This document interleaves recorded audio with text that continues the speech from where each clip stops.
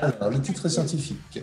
Utiliser les nanocapsules lipidiques pour cibler les progéniteurs d'oligodendrocytes et stimuler la remyélinisation dans le cadre de la sclérose en plaques. Et le titre vulgarisé, un nanomédicament 007 pour mieux traiter la sclérose en plaques. Yasmine, c'est à toi. Merci.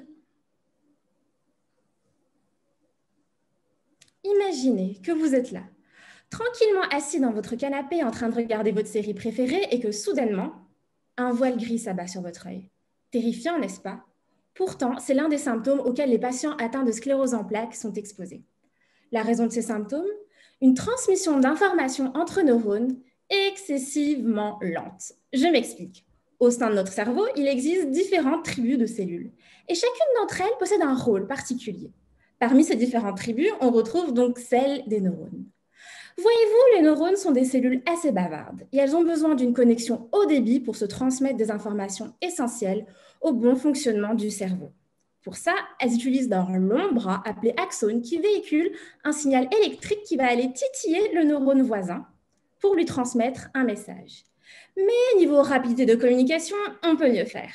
Et c'est là qu'entre en scène une autre tribu de cellules, les oligodendrocytes. Les oligodendrocytes vont venir s'enrouler autour de l'axone comme le ferait un paresseux autour d'une branche d'arbre. Et c'est la structure formée par cet enroulement qui va permettre la connexion high-tech entre neurones. Son nom, la myéline. Dans la sclérose en plaques, la myéline est détruite par notre système immunitaire de la même manière qu'il détruirait un virus. Résultat des courses, les neurones n'arrivent plus à communiquer correctement et les symptômes de la maladie s'installent. Heureusement, le corps est capable de réparer la myéline grâce à une autre tribu de cellules appelée progéniteurs d'oligodendrocytes, nom de code OPC. Les OPC ont la capacité de se transformer en oligodendrocytes qui vont reformer la myéline et donc rétablir la connexion. Mais avec le temps, ce processus devient limité et un petit coup de pouce ne serait pas de refus. Il existe des médicaments qui ont la capacité de booster cette transformation d'OPC, mais ils peuvent potentiellement provoquer des effets secondaires. Ces effets existent car en fait, les médicaments sont hyper sociables. Une fois dans le corps, ils ne peuvent juste pas s'empêcher de s'associer aux différentes tribus qu'ils croisent. Et donc, c'est ici que j'interviens. Ma mission est de canaliser notre médicament pour qu'il ait une seule cible, les OPC.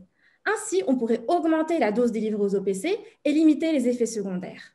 Pour transformer mon médicament en véritable 007 qui ne rate jamais sa cible, je vais l'encapsuler dans une minuscule bille de lipides protectrices qu'on appelle nanoparticules.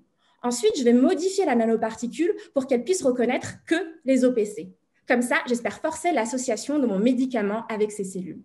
Pour résumer le tout en 180 caractères, le but de ma thèse est de développer un nanomédicament ciblé envers les OPC afin de favoriser la régénération de la myéline et permettre aux neurones de se connecter dans le cadre de la sclérose en plaques.